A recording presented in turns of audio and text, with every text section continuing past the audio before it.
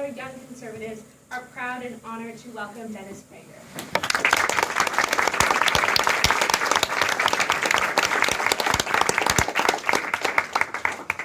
Thank you, Brittany. Whenever I'm introduced to the college campus, I recall one of the first times that I was introduced to the college campus. This is something so funny that I couldn't make it up. It was, I'll tell you where it was, Colorado University in Boulder. And the young woman got up to introduce me. It was a very large crowd. It might have been 500 people. And she was reading from notes, which is perfectly, in fact, it's better so that she doesn't have to memorize anything. But she did begin by saying this was the first time she was ever speaking in front of an audience, which I understood to be true very quickly. Because she was reading from an LA Times piece on me from many years ago, which said that Dennis Prager's life has been committed to, or based on, an obsession with good and evil. And she read it as the Los Angeles Times wrote that Mr. Prager's life mission has already been crystallized. He has an obsession with doing evil. And I remember my first reaction was, how does she know? Not evil, actually. But anyway, it was a great moment. And so I've been very attentive to introductions. Do I have to undo any damage? In this case, it was really excellent. Thank you very much. And I'll tell you a little later about Prager University. I want to thank you all for having me. Incidentally, I'm going from here to Ohio State, so treat me well. And I salute your remarkable year that you're having in football. Going to speak to you about the bigger the government, the smaller the citizen. It's a phrase I came up with a number of years ago to, I believe, describe accurately what is the truth. The bigger the government, the smaller the citizen.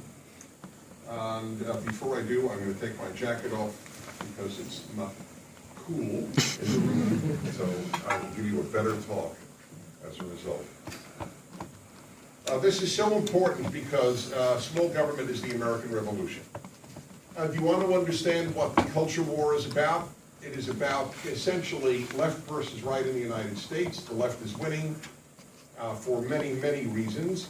And one of them is the comfort of the French Revolution versus the challenge of the American Revolution.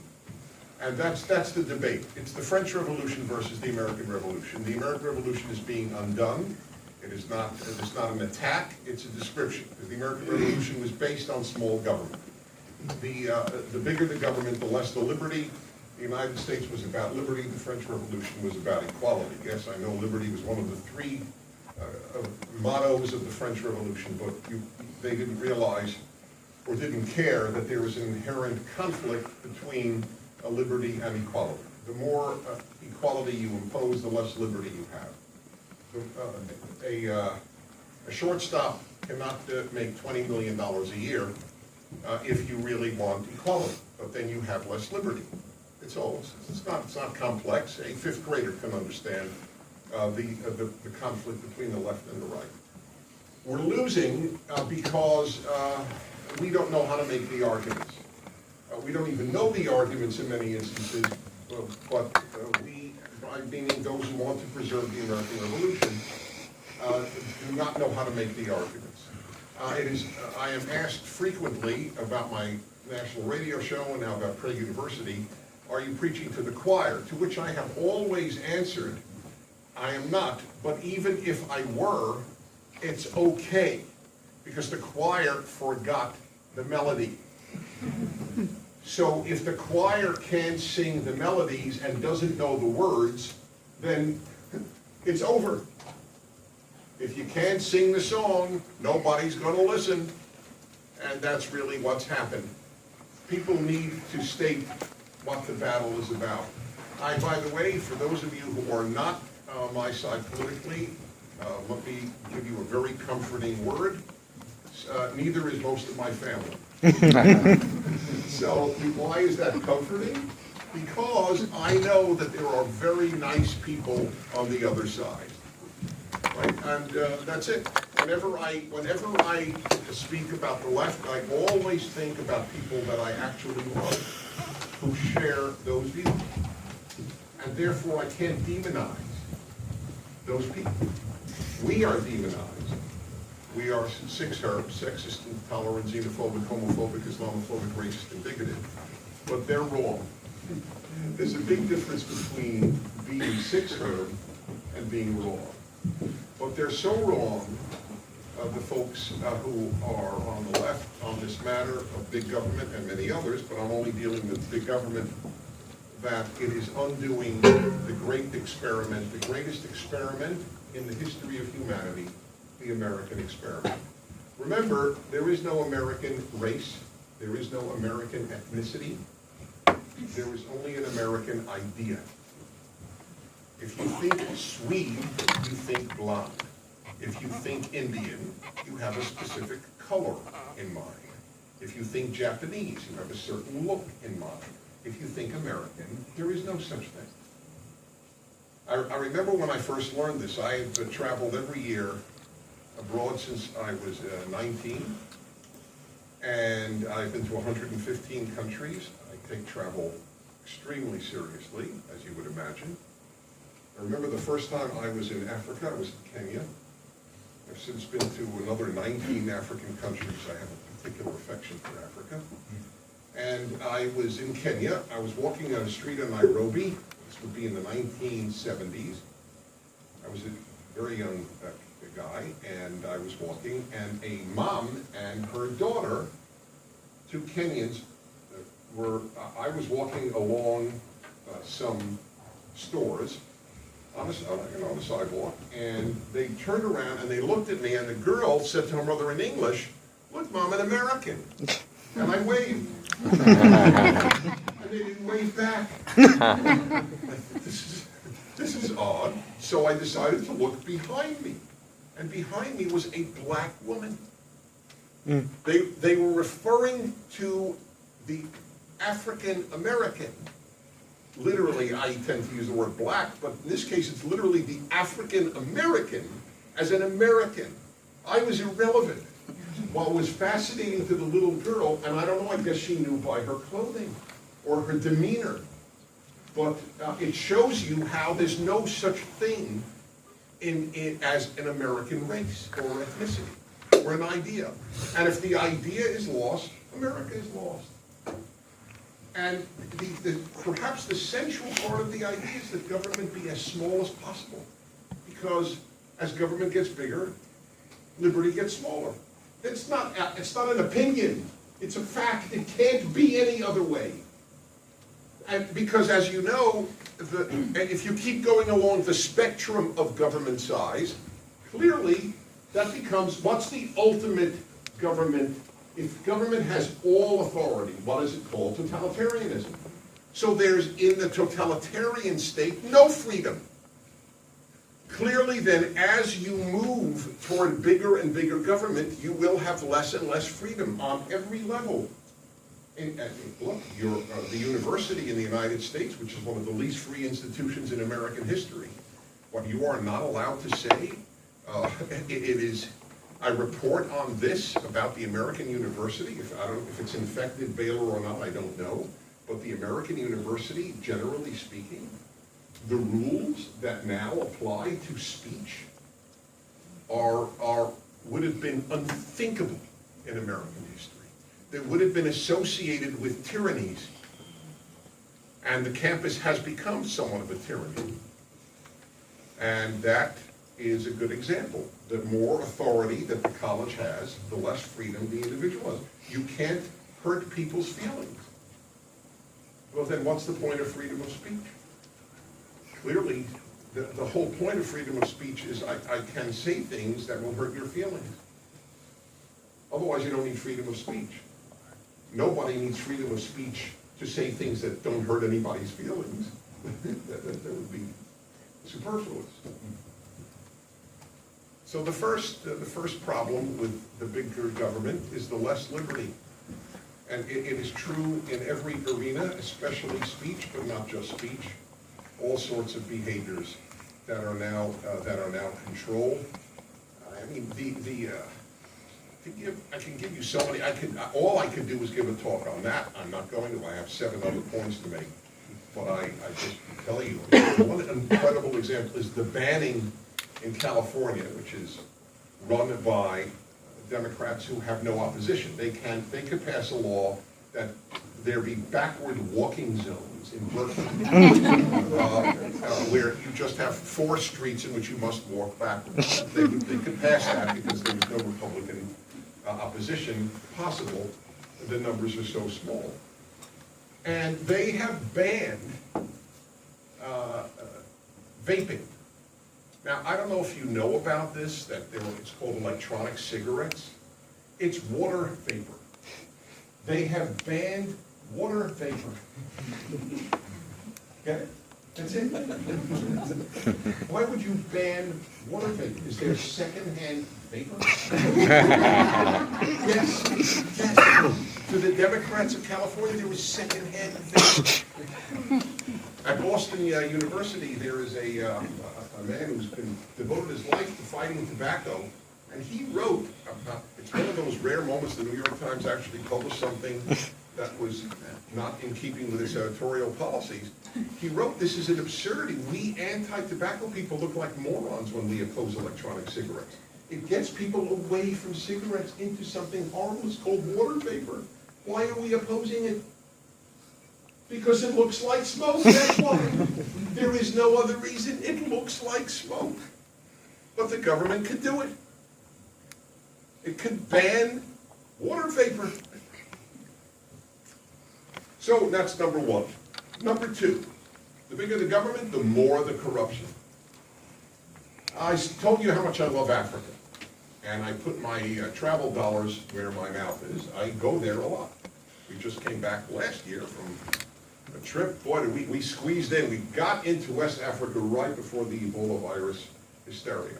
And just know, to make you feel better, and it should make you feel better, 99% of the things you're told to worry about are hysterias, and the things you're not told to worry about really are scary. It's just the way it works. And I predicted this. I went on the air, it's on record, on the air, saying that this thing is a made-for-television drama, the Ebola thing, and it turned out to be exactly that, thank God, right? But nevertheless, we were in West Africa right before the breakout, and I really do love going there. And why isn't Africa richer? Why isn't Africa freer? Why? Because of big governments. Not because of material resources, not because of colonialism. 100% because the governments are big and corrupt. That's it. Corruption keeps African countries down. It keeps Latin American countries down that are kept down. Some are doing well, like Uruguay. But look at Venezuela, who's doing great, relatively speaking, within the context of Latin America. Then socialists took over, and now there are lines formed for toilet paper. People sleep in their cars waiting to get basic things for their lives, and the bolivar is worth nothing, essentially. The Venezuelan currency. All because the government got bigger and bigger. The bigger the government, the more the corruption. As Lord Acton said, what is it? Absolute power corrupts. Power corrupts. Power corrupts, and absolute power corrupts absolutely. And that's what it is, power corrupts. How could it not be? If you have, that was my wife, by the way. I forget a lot of things, and she doesn't. So it's like a cheat sheet. A human cheat sheet when she comes with it. I am every show for the last 11 years, instant message. So it's another advantage that my show has. My colleagues' wives are doing other things. My wife is with the show. In any event, how is it, and how could it be any other way? The more power and money you give to people, the more they will misuse it. That's human nature. There's no way around it. There are very few people who are so angelic that they have so much power and they will only use it for others. It's a long time since Harry Truman, who paid for his own postage stamps and didn't use government mail, his own private mail. He actually did. He would lick his postage stamps. And he had that famous sign, "The buck stops here." But Harry Truman was a simple is beautiful, simplistic is not beautiful. He was a simple American who had certain basic American values from running a store in Missouri. And that's what he learned. Why would I have the taxpayer pay for my 2-cent stamp? And so he licked his own stamps. But generally speaking, people who were surrounded by the ability to use money do so. You remember all those trips that were taken to Vegas by different government agencies on my money? My money. It gave me great joy to know how well it was being used. And that is inevitable. It's not like, oh wow, a few rotten apples. Folks, it's inevitable. When there is that much money and that little accountability, of course there's going to be corruption, and corruption suppresses growth. It is painful to go to Africa and to know how much resources and how much intelligence there is. You know how well West African, or indeed African, not just West African, East African as well, and South African immigrants do in the United States? It's one of the most successful immigrant groups in the United States, Africans. Did you know, by the way, but you don't know this, that by you I mean the collective American college-educated audience, not you necessarily. More Africans have come to the United States willingly as immigrants than came as slaves. And this was true as of about 20 years ago. This is not a new piece of data. I'll bet that's not taught in white privilege classes where America is depicted as relentlessly racist. But and they do great. The issue in Africa has nothing to do with anything except corruption. It has phenomenal material resources and phenomenal brain power. But it has corruption. It's not possible to overcome corruption, and you can't have corruption if you don't have big government. What's there to be corrupt about? The bigger something is, the more corrupt it will be. Number 3, big governments are the source of most of the evil of the most vicious century in human history, the 20th century. If you go to college, you're taught the lie that religions have killed more people than people have killed more in the name of God than anything else. It's a lie, but it doesn't matter. It's filled with lies that people believe.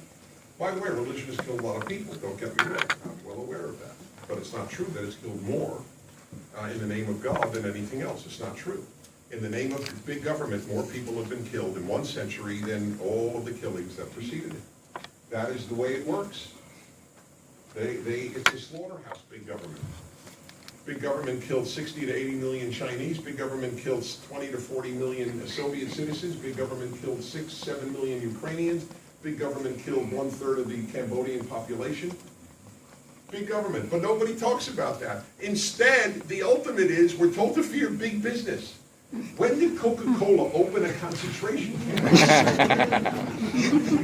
There's Auschwitz. Auschwitz was created by a big government. There is no Coke Auschwitz or Pepsi Buchenwald. It's so sick. It's sick. It's so stupid that you have to have a college degree to believe it. And preferably a graduate degree. To fear big business more than big government is to have had a mind that is warped by college education. I have no other explanation for something so patently lying and mendacious as that, or fear big business. By the way, I have no love of big business, none at all. They don't share any of my values. They are as greedy as the left depicts them. Everything they say is true except that they're dangerous. Big government is dangerous. Big business is amoral. It will sell to Hitler, it will sell to Stalin, and it will sell to the Salvation Army. It has no morals. I agree, but it is not a danger. And when people go after big pharma, that's the one that really gets me. big pharmaceutical companies? I don't know, but do you know that almost everyone I know of my age is alive thanks to big pharma? That's more than I can say about big labor. I don't know anybody alive thanks to big labor. But a lot of people are alive thanks to big pharma. American pharmaceutical companies have saved more lives than I suspect anything in history. Capitalism has lifted more people out of poverty than anything in history. And yet, we have a candidate who craps on capitalism. It's mind-boggling. It's an upside-down world, just in terms of reality, forgetting in terms of just values. Genocide has been committed by big governments, secular governments, I might add, to the anti-religious that dominate the New York Times editorial page, and NBC, CBS, NPR, PBS, and any other three letters you can think of. That's who secular big government, the greatest force for evil. Now, has it done any good? Of course it's done some good. You can't name anything that hasn't done any good. It doesn't exist. Everything has done some good. So whenever callers calling, remember, I am appearing before you with 33 years of people yelling at me, experience. I have heard every argument thrown at me that is possible. I read the comment section on my syndicated column called Everything. By the way, people come over, Dennis, I really love you. Oh, but you must hear that all the time, to which I always tell people, just Google Dennis Prager an asshole. They get 50. I get it from both sides. And I read the people who hate my guts. I want to know, did I make a point wrong? Can I make it better? I've learned a lot from even the ferociously vicious I've learned from. And so I always get this, well, Dennis, hasn't big government done any good? Yes, of course it's done some good. So what? Stalin did some good. He literally electrified Russia. Of course he did some good. Who didn't? Mao did some good. But the way you weigh anything in life, it's like taking, well, this guy, yes, it's true, he's a serial rapist, but he has done some good. Okay, but whatever good he did is dwarfed by his serial raping. That's what matters. Sometimes I pinch myself. I do. All right, so that's number 3, big government and genocide. Number 4, big government crowds out everything else because it takes over more and more of society.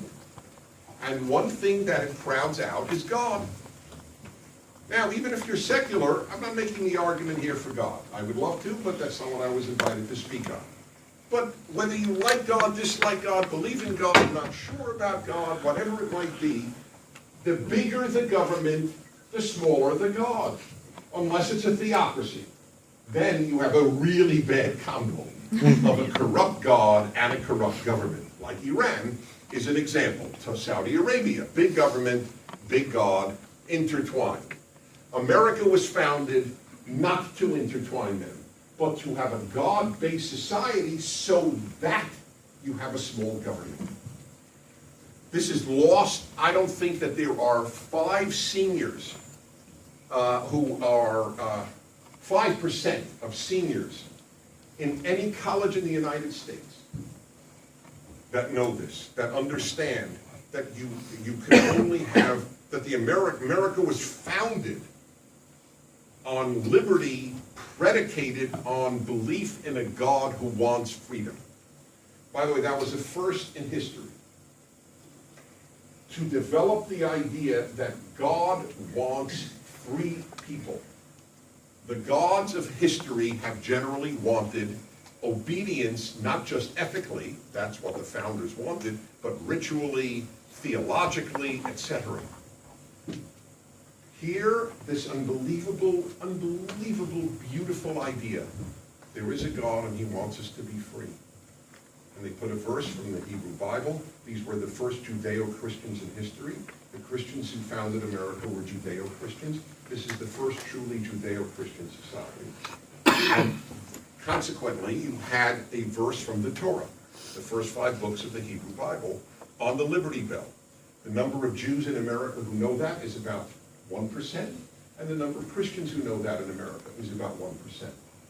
But that's it. The only thing written on the Liberty Bell, other than the company that made the Liberty Bell, is a verse from the book of Leviticus. And let me tell you something, having taught Torah all my life from the Hebrew, no one knows Leviticus. Anybody who cites Leviticus knows his stuff. And it is about, and you shall proclaim liberty throughout the land to all its inhabitants. That's what this country is about, to proclaim liberty in the name of God. God wants us to be free. And you can't be free, ultimately, if you are going to control people via government. Now, you have to understand something to understand that premise. The founders of the United States were very deep people. They are the opposite of Comedy Central news. The opposite. They were deep. And they understood people are not basically good. So now they therefore confronted the greatest problem. If people aren't basically good, if human nature, I'm not saying evil, just not basically good. If it was basically good, parents wouldn't tell their child approximately 217,000 times, say thank you. They would say it once, and the child would say, of course, I wish to express my gratitude. They don't, because they're not basically good. So that has to be drilled into them. Say thank you, say thank you, say thank you. How do you build a free society on a creature that isn't basically good? If it's not controlled by the state, by the police, then you're going to have anarchy, moral anarchy. People will slaughter each other in the streets. The only possible answer is religion, where people feel obligated not to the government to be decent, but to God to be decent, to their church, to their community, to their religion, to their Bible. That's why a good person was called in American history, prior to even my birth, a God-fearing man or a God-fearing woman. That was the highest compliment you could pay. Why? It meant that they controlled their bad side in fear of God, to honor God with a good life. This is dead. It is completely dead. If one of the students here were described by another student as, here is God-fearing Ashley, people would not have any idea. They'd think Ashley was a religious nut, just to be described as God-fearing. But that is the way America was founded. That you will have a strong God, a strong religion, and a weak state. Europe, since the French Revolution, has weak God, weak religion, strong state. America was the one great industrialized democracy to stay religious. That is dying rapidly. It's becoming more and more like Europe. And so the government will get bigger as God gets smaller. That, too, is another consequence of the bigger the government. Number 5. If the government gets bigger, I don't have to take care of me. The government will. That's awesome. That's what I mean, the smaller the citizen. I don't have to take care of me. I don't have to monitor my life. I don't even have to work. The government will take care of me. It will take care of my health. It will take care of my education. It will take care of my children's education. All I have to do is breathe.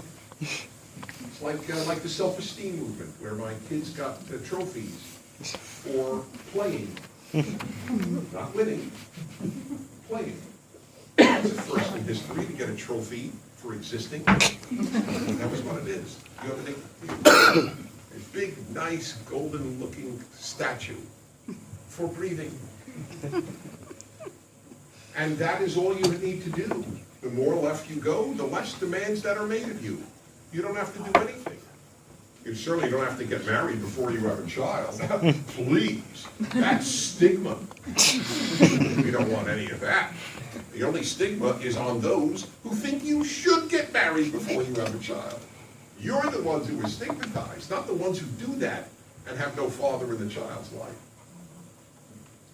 So I don't have to take care of me. The state will take care of me. And I don't have to take care of anybody else, not even my children. The state will. In California now, kids get lunch and breakfast at school. And I'm against that, because it takes away a very important part of being a parent, to give your child food. You can't afford breakfast. Your parental abilities are very much in question, in my opinion. And I bet that 99.9% of the homes that get free breakfasts from the state of California have a big screen TV. I'll bet. I'm willing to bet on that. How much is breakfast? A doctor wrote a piece on the internet, on a website, on a medical website, that you can get a healthy breakfast at McDonald's. Yes, you can get healthy food at McDonald's for approximately $2 to $3. And that's true. Why is the government giving kids breakfasts? Because there are people who want the parents to play a smaller and smaller role in their children's lives. They loathe parents, for example, who homeschool their kids. We're supposed to take care of the education of your children, not you parents. Bigger the government, the smaller the parent. Part of the equation of the smaller the citizen. Why do Americans give more charity and volunteer more time than Europeans of the exact same socioeconomic status? Why? Because small government engendered in Americans the belief that I have to take care of my neighbor. But as government takes over more and more, we will take care less and less of our neighbor, volunteer less time, and give less charity. After all, there's not much left for charity if the government takes half your money away, as it does if you live in California. 13% state tax, and 35% is it for federal tax? 39.6. Told you. It's effortless for me to get the phone. When she's not here, I just call her up in the middle. What percentage of taxes? And this is what has happened. People take care of the people less. They take care of themselves less, and they take care of others less. One of the things that I find most disgraceful is that the left thinks that they're on a moral high ground. They produce a less giving society. That's the irony. People are worse as a result. They're not kinder. They're not more giving. They're less giving. That's one of the great ironies. Am I up to number 7? Is that correct? Anybody taking notes? 6. 6. It produces. Number 6. The bigger the government, smaller the parent. Is that number 6? No. The smaller the parent went under. We'll take others. That was a throwaway line, but it could be number 6 or 6B. Now it's 6B and now it's 7A. You know, I have given about 2,000 lectures in my life. I would say 1,950 of them have been in numerical order. I am convinced if you did an autopsy on my brain one day, hopefully for distant years, but if it were done, you would see a numerical order. That is just how I think, point 1, point 2. But it's good for the listener, because if you fall asleep during 3, number 4 brings you right back. So number 7, I guess. 6, thank you. Mediocrity. Basically what the government does turns out mediocre. What private citizens do turns out to be better. And there's a very simple reason for that. 2 simple reasons. One is the government has a monopoly. And when you have a monopoly, you tend to produce inferior things, because only competition produces excellence. Sorry, that's the way it works. That's why so many tenured professors say so many foolish things. Because there's no price for foolishness at the university. None. Can't get fired, so you can come up with critical theory. You can teach in the English department at UCLA, which no longer demands that a student for a BA in English take one course in Shakespeare. Well, there's a lot on critical theory. And the race and gender and class, needless to say. One is monopoly, the other is non-accountability. If you don't like, you're in Dallas. And I was going to say, if you don't like American Airlines, you have a choice. I realized not often. This is a hub for American Airlines. Dallas is your local or the nearest big airport. Nevertheless, you do have a choice. There are a lot of airlines that fly to DFW. And where there is choice, you have cheaper prices. I know this because I live on airplanes. And where there is no choice, LA, Miami is only American. So it's a fortune, the ticket's a fortune.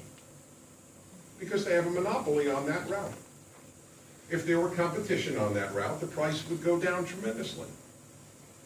So, and with accountability, you don't like, you get angry, you write a letter to a business.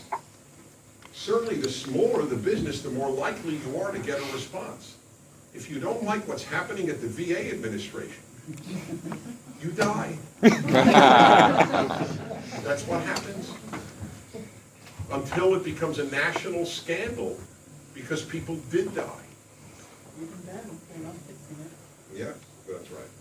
Even then, they're not fixing it. The non-accountability is a very serious matter.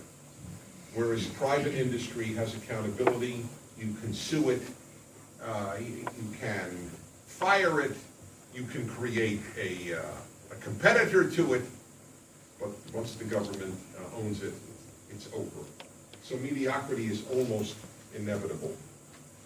Look at what happened with the package world when FedEx came in, and of course UPS. And then the U.S. Postal Service had to upgrade its delivery of packages, and it got better because there was competition.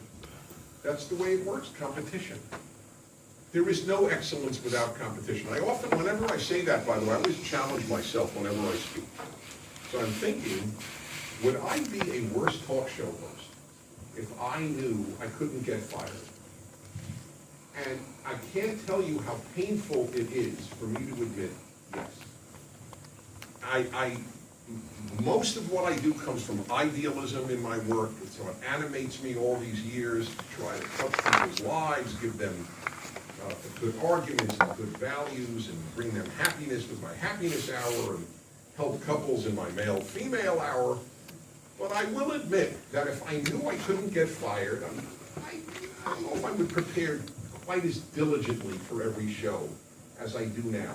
The knowledge that I could lose my job because 10,000 people want it, and they do, 10,000 want it. There are very few national talk show hosts in daytime, which is when radio matters. It's a very rare thing to have, and I know that. A lot of people would like my job, so that keeps me quite hardworking, independent of all the morals and values of my own life. Competition makes excellence.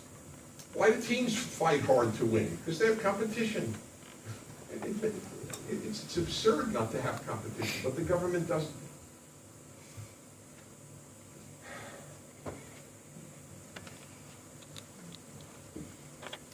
It makes most of what it touches worse. Not just mediocre, it also makes most of what it touches worse. The out-of-wedlock birth rate in the United States, among minorities and among whites, is overwhelmingly due to the government announcing in the so-called Great Society in the 1960s, you don't need to depend on a man to support your son or daughter. You can depend on the government. As one writer I was just reading, a British writer, pointed out so well, a woman said, unless a woman is a millionaire, every woman with a child is dependent. So the only question is, will she depend on a man or on the state? There's no question she'll be dependent. The question is on whom. And the left said, you don't need a man. I don't know if you even know this, The Life of Julia, that was shown at the Democratic Convention two conventions ago. But look it up on the internet, The Life of Julia. It was quite remarkable. It was shown at the convention. I was there. You didn't have to be there, but you see, sometimes you see stuff that you don't see if you watch TV. And they had this Life of Julia, how the government will take care of you. And Julia is the paradigmatic American. She's a white American in this case, and in the entire, from her childhood to death, or to old age, there's not a single male in the entire video. It is what the government can do for Julia and her children. Pay for daycare, pay for education, give them meals, take care of their health, take care of Julia's health, pay her when she's not working. The state will take care of her. There is no father and no husband, not even a boyfriend, in the entire animated cartoon of The Life of Julia. Men are expendable, and the result is a lot of people doing a lot of bad things.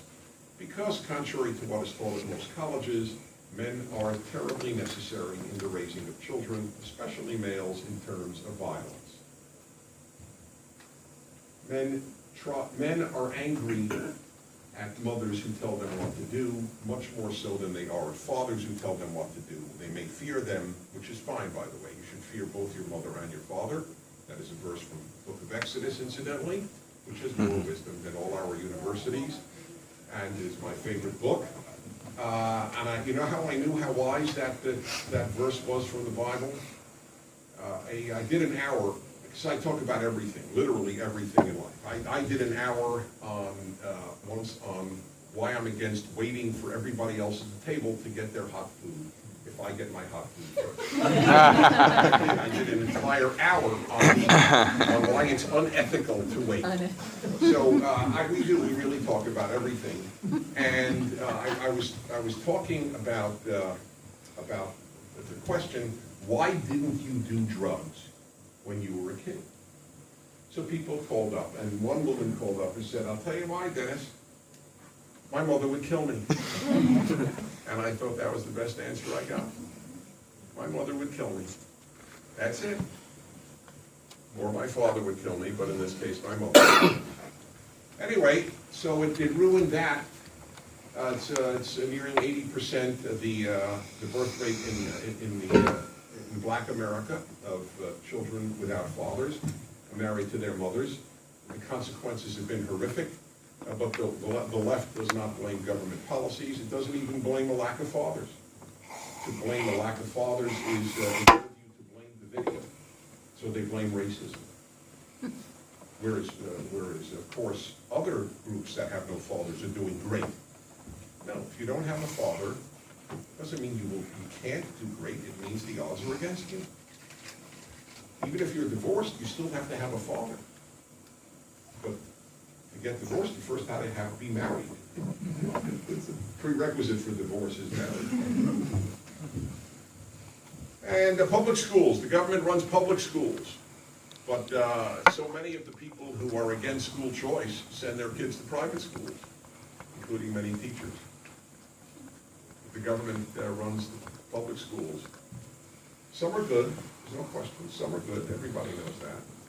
I told you it's not possible to only do bad. But the record is increasingly awful.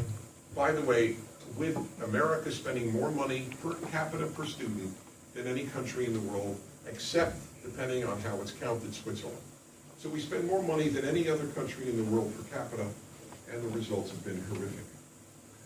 But the claim is, let's have more government-run schools and fewer private schools.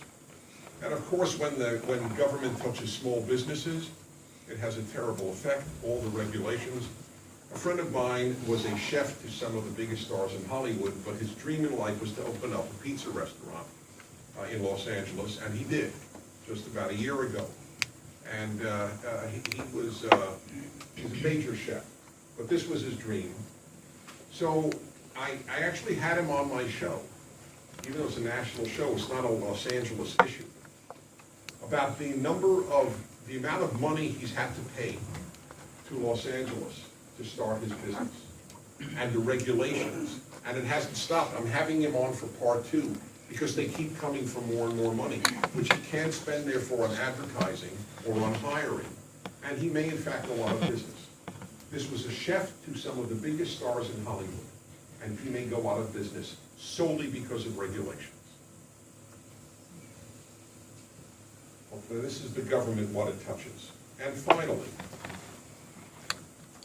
it creates more and more people who are dependent upon the government.